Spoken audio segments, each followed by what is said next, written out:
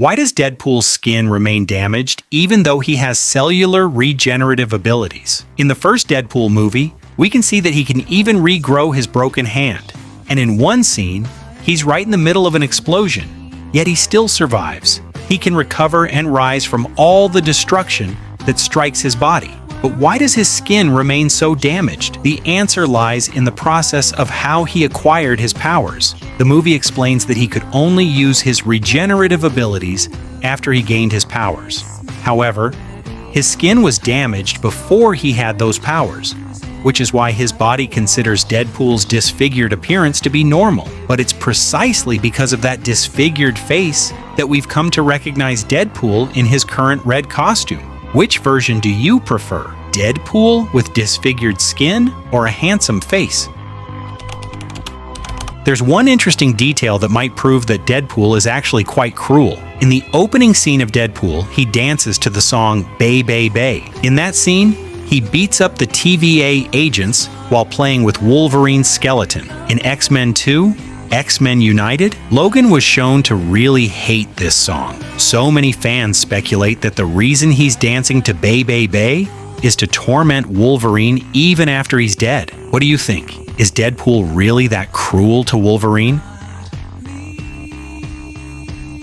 Why can't Deadpool regenerate like Deadpool? Unlike other Deadpool variants, he was born without the healing mutation or superpowers. Although he lacks the ability to regenerate, he never gets hurt thanks to his beloved dog, Dogpool, whom everyone adores. Nicepool relies heavily on the fact that everyone will protect the dog, which indirectly keeps him out of harm's way and ensures his safety. As the only variant without cancer scars, he takes great pride in his handsome face. This inability to regenerate ultimately led to his death when Deadpool used him as a human shield against another Deadpool variant's gunfire.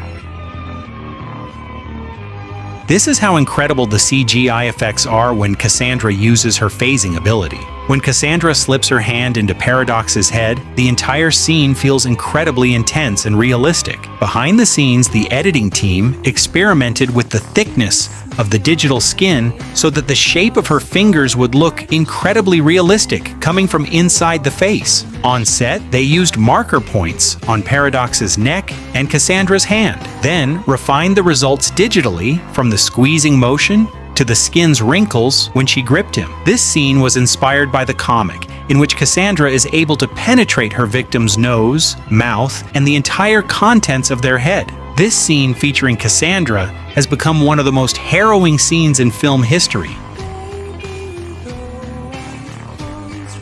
When Wade Wilson needed an alias to track down Francis, the man who might be able to heal his permanent injuries, he saw a name written on a death notice, and he adopted that name as his new one. He then made his costume using white stitching because without it, people would be terrified to see him. The problem was that when he fought, blood would stain his clothes very clearly. However, when he washed his clothes, an old woman told him to use baking soda or lemon to remove the stains, or to just use red fabric so they'd be less noticeable. After hearing the old woman's advice, he began making his costume out of red fabric, the one we still recognize today as being so closely associated with him.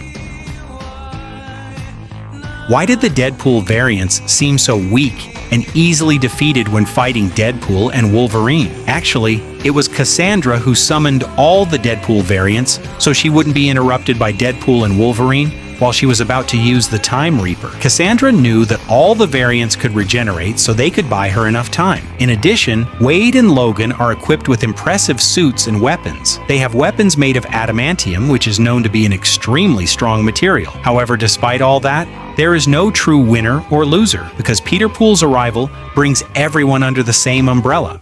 Why can Deadpool speak directly to the audience, but other superheroes can't? The answer might be sadder than you think. What Deadpool does is called breaking the fourth wall. It refers to a character speaking directly to the audience or being aware that they're being watched, so he's a victim of the brutal Weapon X experiment. The constant instability of his brain cells during the experiment caused mental damage, hallucinations, and severe psychosis. And in the comics, this awareness is exacerbated when a villain named Psycho Man attempts to brainwash him. The attempt fails and instead shatters the barrier between between his mind and reality, making Deadpool fully aware that his entire life, his suffering, and the deaths of his friends are orchestrated by the writers and enjoyed by the readers.